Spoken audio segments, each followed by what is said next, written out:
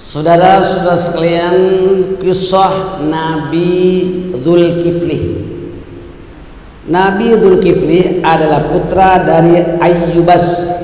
Nama sebenar beliau adalah Bishr. Dinamakan Dzulkifli karena beliau sanggup dan bertanggung jawab. Jadi maknanya Dzulkifli itu sanggup.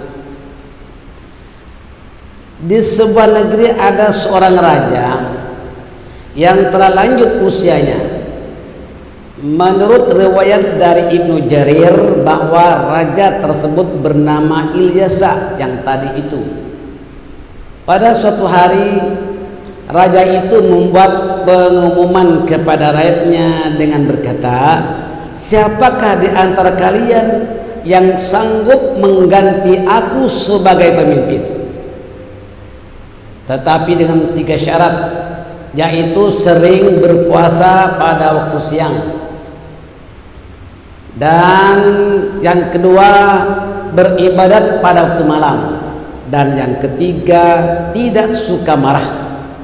Ini syarat untuk menjadi pemimpin yang ditawarkan oleh raja itu. Lalu berdirilah pemuda bernama Bishr itu seraya berkata, "Saya sanggup melaksanakan ketiga-tiga itu."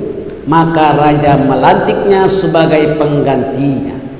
Justru itulah Bishr digelar Dzulkifli, yakni orang sanggup dan bertanggung jawab. Itu namanya Dzulkifli. Nama aslinya Bishr. Nah, jelas sekali di sini yang pertama, syarat yang pertama yang dikemukakan oleh raja itu, yaitu yang pertama apa? Yang pertama adalah sering berpuasa.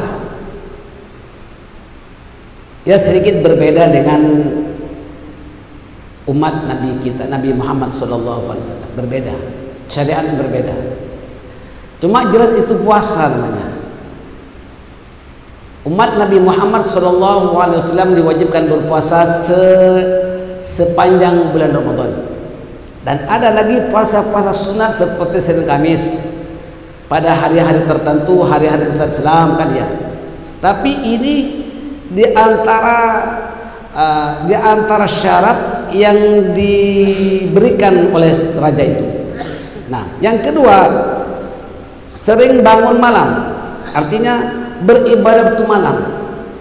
Maknanya bukan hanya sekarang, bukan hanya untuk umat Nabi Muhammad saja, bahkan sejak dahulu kala sudah pun umat-umat yang terdahulu bangun malam.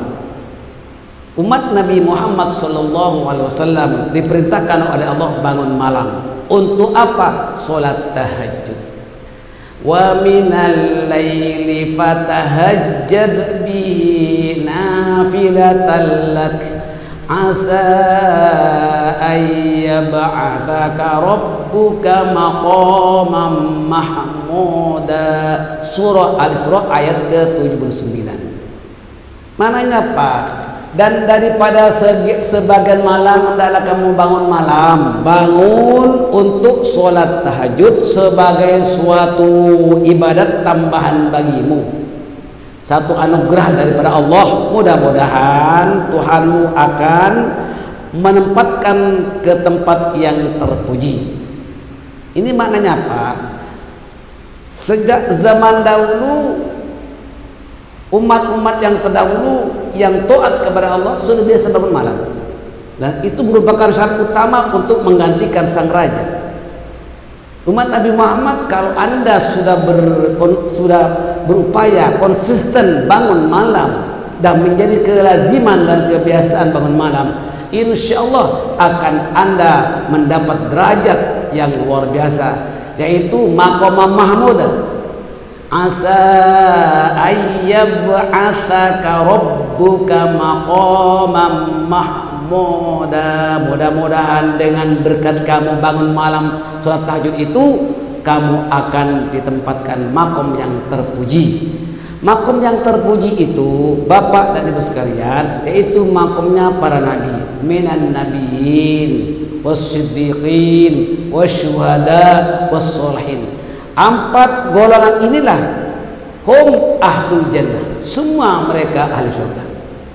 Dan nabiin tak mungkin kita menjadi nabi, wasiddiqin tak mungkin kita menjadi para sahabat, wasyuhada pun tipis harapan kita orang menjadi orang mati syahid.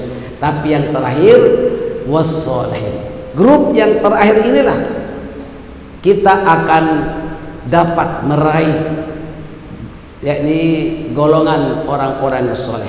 Kalau orang-orang soleh pasti dia telah menjadi ahli surga. Maka bapak dan sekalian, mari kita upayakan sholat malam. Mula-mula kadang-kadang memang malas, maka kita latih diri kita, biasakan. Kalau tak bisa mengerjakan sholat tahajud 8 rakaat, bisa 6 rakaat pun boleh. Tak bisa 6, bisa berapa? 4 tak boleh, paling tidak 2 rakaat. Tapi kalau pelajar tak kadang sembahyang tahajud cuma 2, kecuali darurat karena kesiangan.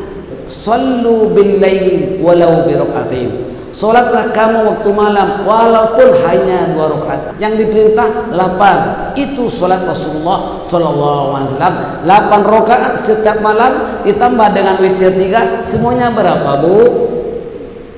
8 tambah 3 berapa Pak? 11. Itulah salat Rasulullah sallallahu alaihi wasallam setiap malam. Kalau Anda berupaya dalam keadaan satu afiyah, apalagi kita sudah lanjut usia, warga emas terutamanya, ya, maka jangan sia-siakan. Jangan sampai Anda menjadi orang yang husnul khatimah, waliyadzubillah. Kita mohon kepada Allah menjadi orang yang husnul khatimah. Malam itu panjang, Bapak dan Ibu sekalian, malam itu panjang. Jangan dipendekkan dengan banyak tidur. Siang itu pun terang, jangan digelapkan dengan banyak dosa. Itu pastikan Anda. Maka dengan demikian, satu kali lagi saya nasihatkan, sempatkanlah sholat tahajud. Tak bisa depan berapa? Paling tidak nomor 6 lah misalnya. Emergensi misalnya baru 2, bukan tiap malam 2, tidak. Kalau boleh seperti Rasulullah, yaitu 8 rakaat tambah dengan 3 witir, semuanya 11. Barulah Anda berada di surga Firdaus. Amin ya rabbal alamin. Demikian saja, mudah-mudahan bermanfaat bagi kita semuanya.